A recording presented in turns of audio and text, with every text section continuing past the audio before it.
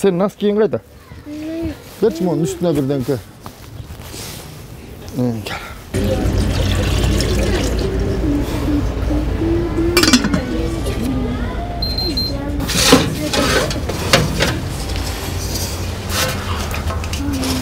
Bismillah.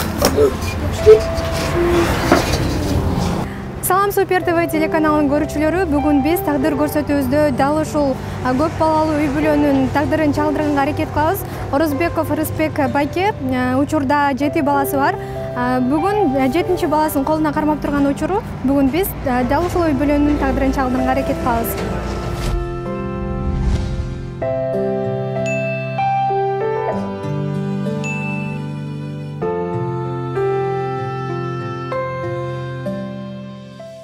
Бул контейнерде жайдын аптабында да, кыштын ызгарына да чыдап 9 адам жашайт.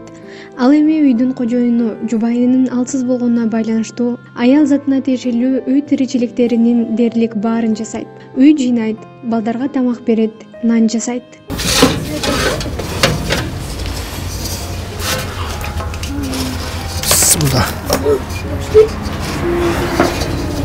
Биз каарманыбыздын үйүнө кирип барганда жаш айырмачылыгы бири-биринен анча өзгөчөлөнбөгөн. Майда чурулдаган балдары жалооруй караган көздөрү менен тосуп алышты. Андан ары 7 баланын атасы өз башынан өткөрүп жаткан тагдырын мындайча баяндап берди. Мен бул Бишкекке көчүп келгениме где-то 16-17 жыл болду. Жалаң ушул жерде квартирада жүрдүм. Анан bir айыл немебиз, айыл башыбыз bir кичинекей жер берген, ошол жерге там салып, неме кылайын десем азыр эч кандай каражатым жок. Азыр тапканым бардыгы бала чакамдын ичкен жегенинен ашпай калды. Бул мынакей Кудайым буйруп, мына 7-чи балабыз колубузга үйүбүзгө кирип берди. Ошол азыр үйүмдүн жармы бүткөн, жармы бүтпөй турат.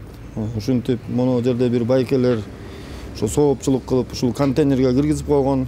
Ушул контейнерде жашаймын.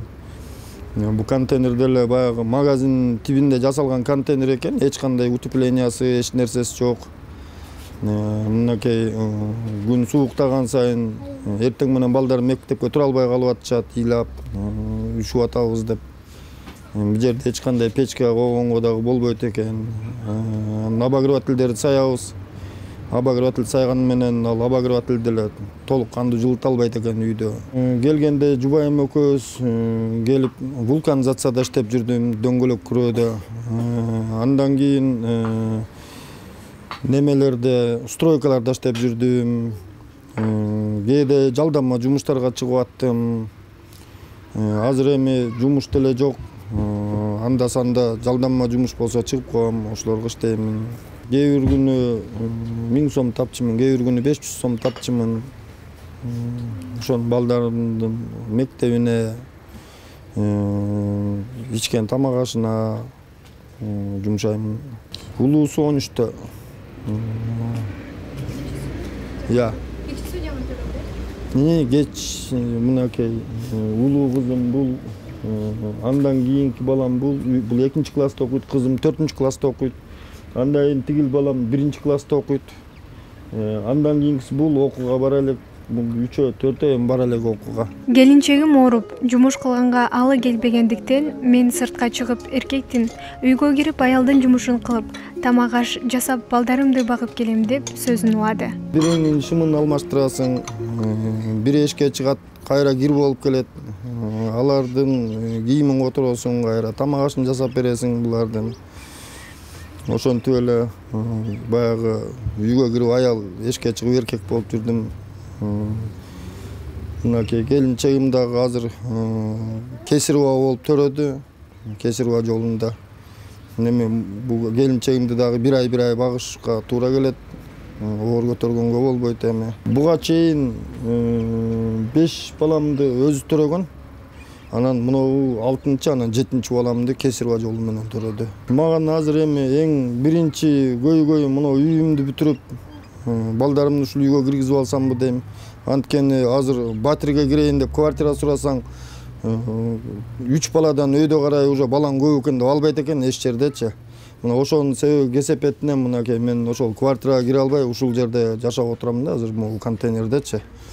Көп балалуу экенсиң деп эч жерге албайт экен. Балдарың тигинтип коет, балдарың минтип коет, анан тамын чүрүп коет, тигинтип коет, минтип коет депчи. Ошол себептен ушул элиме кайрылганым, суранарым үйүмдү бүтүрүп алсам. Үйүмдүн кум шубагы калды, потологун жасашы керек калды, стяжкасы калды ичиндеги. Анан эми ошондой майда бараттары калды. Мага дагы мен азыр эч кандай каражатым дагы эч кандай шартым болбой атат үйүмдү бүтүргөнгө. Анын үстүнө жалгыз болуп дагы мен өзүм эч кандай кармай албайт экенмин үйдү. Үйүмдү барып кармалайын десем балдарым ачка калат экен. Балдарымды карайын десем үйүм калып калат экен. Ошо жалгыздыктын айынан да ошондой болуп атат азыр. Мына бул контейнерде кээде жарык өчүп каларын, андай күндөрү сууктан улам балдар кыйналып каларын айткан каарманыбыз кейип, жалгыз иштеп жаткан үчүн канча аракет кылсам да жылыш болбой жатат. Кээде аргасыздыктан балдарымды жакында жаңы үйгө көчөбүз деп алдайм дейт. Пособия, эч кандай жөлөк пул албайм. Анткени биздин азыр мына немебизге биз жашап аткан жерге эч кандай документ чыга элек да. Ошол себептен бизди эч жерге учетко албайт экен. Эми ошон менен балдарыма эч кандай пособия ала алган жокмун.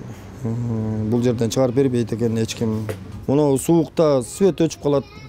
Свет өчүп калганда ошо айтпадымбы, балдарым свет бар кезде деле уже бияк суук болуп контейнердин ичи. Эртең менен балдарымды мектепке тургузганда булар ыйлайт. Ушуп атабыз, кийинбейбиз деп. Үчөө тең кичинекей, бири 4-класс, экинчиси 2-класс, үчүнчүсү 1-класс. Анан буларды эптеп алдап соолоп тургузам, кийинтем буларды. Анан буларды алдайм отуруп алып, мына үй бүтөт буюрса, мынакей. 1 айда бүтөт, мына 2 айда бүтөт үйүбүз. Кышка чейин киребиз үйгө депчи. Деп неме кылып алдап соолоп келатам эми азыр. 1 айдын ичинде кирип кетсем жакшы болот эле да. Могу суук түшкүчөктү. Мынакей эртең 3-4 күндөн эми каар жайт деп атат. Каар жаса кандай кылам деп отурам эми бул жердечи. Контейнерде мынакей өзүңөр деле көрүп атпайсыңар, шелдер мындай. Үстүнө мындан катуу жаан жаганда тамат өйдө жактан ылдый карайчы. Анан баягы өлбөстүн жашоосун кылып атабыз эми бул жердечи. Эми эптеп атып атабыз, эмне кылалы, башкалай кылып жашап атабыз азыр.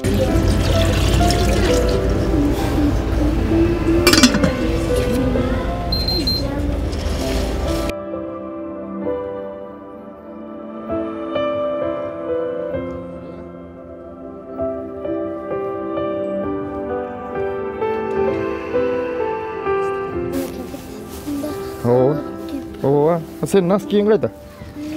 Берчи монун үстүнө бирденке.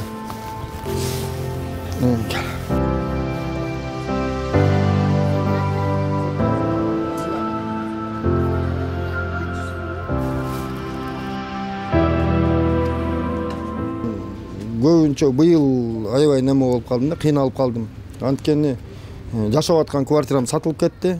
Мен жашап аткан квартирам сатылып кетти. Сатылып кеткенден кийин айлам кетип ушул жерге көчүп келдим мен. Ал кишилер деле менден эч кандай неме кылышкан жок, баягы тигиндей мындай болдуң деп мени квартирадан чыгарышкан жок аларчы. Просто гана үй сатылып кетти. Анан мен быйыл үйдү баштап алдым. Кымбатчылыкта баштап алдым дагы. Ошону менен мен өзүм неме болуп калдым да. Баягы материал алып аттым. Фундаментке цемент алып аттым дегендей, кирпич алып аттым. Жыгаш ташын алып аттым, эшик терезесин алдым. Ошону менен эле мен кыйналып калдым да. Жашоо жолдун боюндагы контейнер. Аны башпайник кылган, ырыскысы төгөнбөгөн балдар. Аларга келечек курам деп аракетте урган ата. Мына балдар мамын эсен чоңойсо ушуларды жетилсем деген эле ой максатым. Ушул эми кыргыз элимдин бир мындай колу кенен адамдардан болсо, ушу балдарымды жылуу үйгө киргизип алсам деп неме кылам, максат кылам. Үйүмдү бүтүргөндөн кийин бир жакшыраак жумуш болсо ошого кирип иштеп балдарымды багайын деген ниетим бар. Ал эми неме эле болуш керек эми мен кандай айтсам баягы көчөгө баспайм да мен өзүм ичпейм. Элчилеп көчө тентип баспайм. Ушул балдарымды багайын деп эле ушинтип эле колуман келген эмгегимди кылам.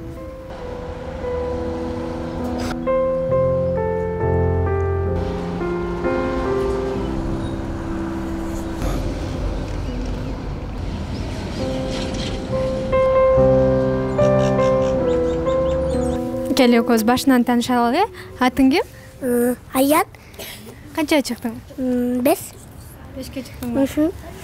Чоңойгондо ким болом дедиң? Милиция. Милиция. Эмнеге милиция болосуң?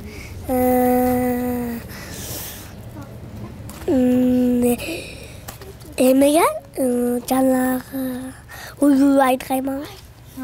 Жакшы адам болосуң да, урууларды, жаман урууларды кармайсың да. Канча бир туугансың? Я. 7 бир туугансың, Мындай айтат. Ошо айтты. Азыр мектепке барбайсың да, Аян? Качан барасың мектепке? 10 күн. 10 күндөн кийин барасың, Бүгүн азыр кичинекей бөбөгүң менен таанышасыңбы? Сага жактыбы бөбөгүң? Ким? Усман. Канчага чыктың? 2. Бул эшиктин алдында сенде бир бала турат го, ошо сенин досуңбу? Алар менен кандай оюндарды ойнойсуң? Тотумбак. Буяктайды ойнойм. Анан бачакты ыгыттай алам. Ошентип ойнойсуңбу? Жалбырактарды кантип монтип чачып ойнойсуңбу? Ой. Анан тетейди бай тайкаяпты ыгытам. Анан мен деген кабыл коюп, модем ачып коюп. Бул жер эмне болуп калат? Калк. Халк? Сен уктап атканда халкты түш көрөсүңбү? Сен өзүң моундай халкта күчтүү болуп калган түш көрөсүңбү? Мен уктап аттым кал. Пак деп анан мен кетип кайт. Анан ной кетип кетип түгүндүм. Ошондой болобу? Мен Өзүң күчтүү турбайсыңбы? мен деп мута. Ой. Ошо монтип бурасыңбы? Ой. Сен кичинекей бөбөгүңдү алып кетип калайынбы? Алып кетейинчи? Мага бересиңби? Неге? Тага мен коркпойм. Муттайм. Ошентип калсаң мени. Мага баланы алып кетейин, Ошону алып кетейинчи. Мен бөбөгүм. Ал сенин бөбөгүңбү? Мага бөбөк кылып берчи ошону. Жокпу? Сен жакшы кара анда бөбөгүңдү, акылдуу бала бол, Макай.